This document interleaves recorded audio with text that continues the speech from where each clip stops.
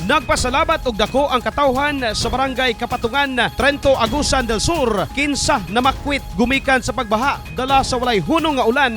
Human sila gihatagan og paniudto nga tinulang manok og kanon sa Radyo Sentro Agusan. Gipangunahan mismo sa management sa Radyo Sentro ang pagpangapod-apod sa pagkaon sa barangay Kapatungan kundiin nagtapok ang mga bakwit.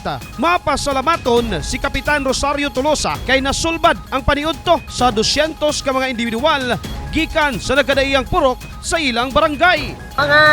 Mga siguro ni siya, kabat na ni siya o 80 sir kay na may bago nga nangani karon. Oh, so mga pila ka individual, hapit na 200 ka mga individual ni? Oh, naagyon mga 200 ka pila ka individual sir. Sige. So, unsay mo ikasulti sa gamayng hinabang sa Radyo Sentro? Dakong yun namong pasalamat yun sa Radyo Sentro. Kadiin, nagsuporta yun sila sa mga kalamidad nga nahitabo din sa among barangay.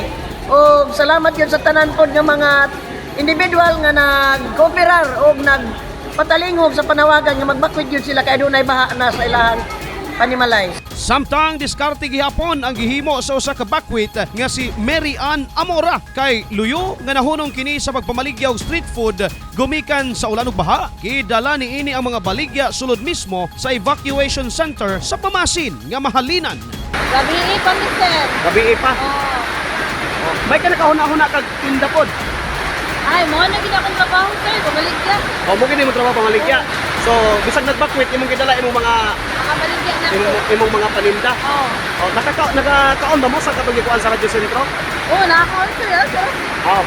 Ang barangay Kapatungan sagad bahaon inig muawas ang Simulaw River og mopaingon sa Kabalayan. Arnel Cortez sa Radyo Sentro Agusan alang sa Newsline Philippines. Stay safe!